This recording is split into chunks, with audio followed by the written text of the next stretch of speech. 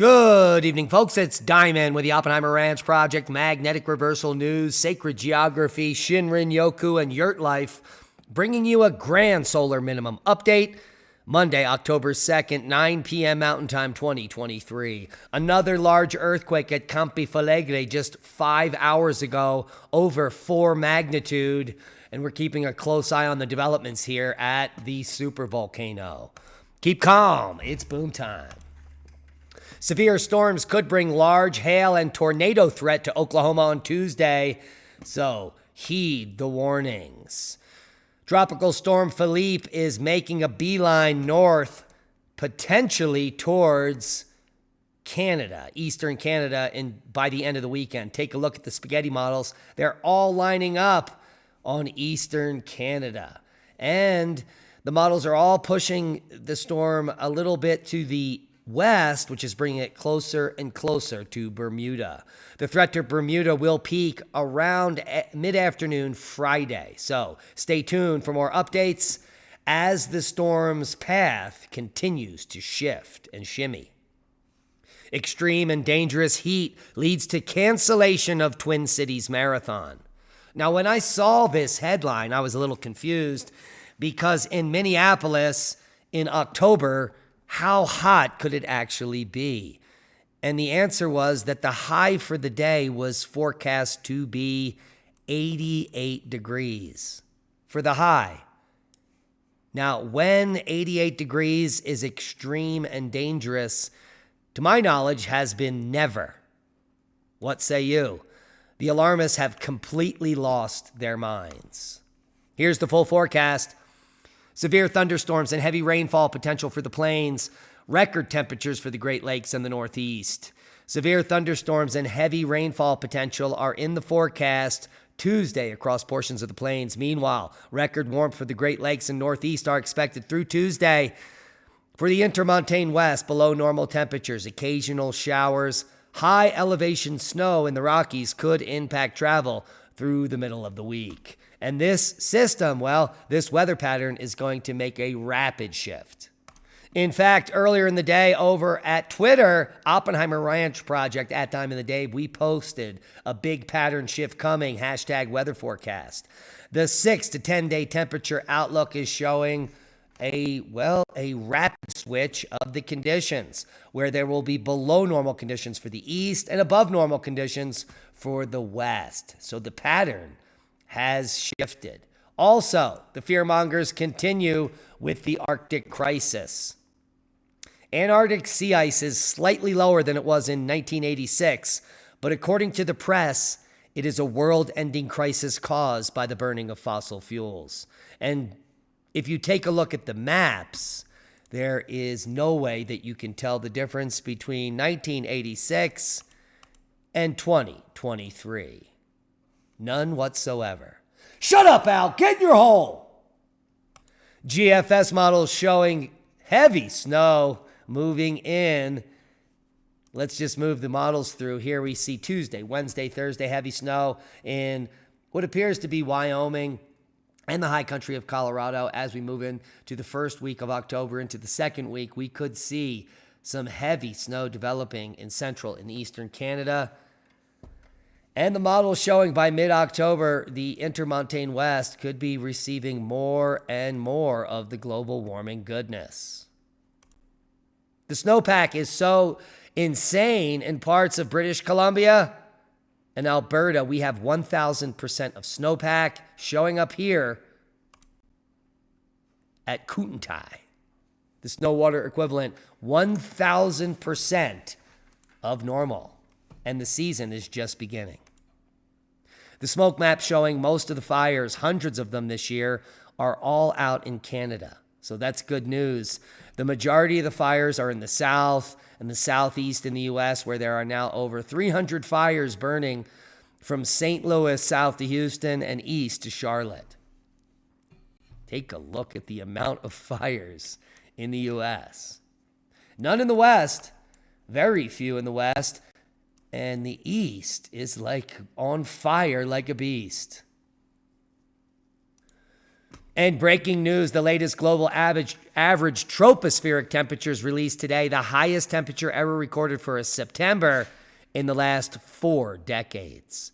What does that mean for you and I? Nothing. It's a single monthly data point, which, like all other high points, will rapidly drop like every other time in the past, because the climate is not linear. It changes quite dramatically every month and every year.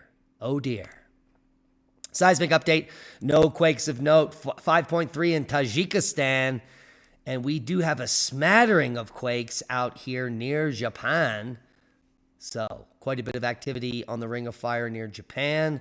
Overall, no quakes of note. The most recent, a deep quake at 100 kilometers, 5.7 in Kokopo, Papua New Guinea. Worldwide volcano news update. My own puffing and passing. Katmai volcano, 5,000-foot puff there. Reventador going to 14,000 feet. Normal activity worldwide. We do have some spectacular footage here coming from Klucheskov as Strombolian activity continues there. We also have some puffing from Villarrica with intense ash emissions. And take a look at Sangay in Ecuador. Emissions of ash and lava flow continue, with some snow apparently, in Ecuador. Now, the latest earthquakes near Campi, Flegrei, the Flegrei Fields volcano in the past 24 hours show, well, some dangerous activity. Another large quake after the seismic swarm that happened just about 5 days ago. The activity is continuing. It is not really slowing in any way. More moderate quakes showing up here. These are magnitude between 2 and 3, and now we have a greater than magnitude 4 happening just about 5 hours ago. One quake above 4 magnitude in the past 24 hours, 22 quakes below 2, and we are keeping a close eye on Campi Flegrei as, well, things are heating up at the supervolcano.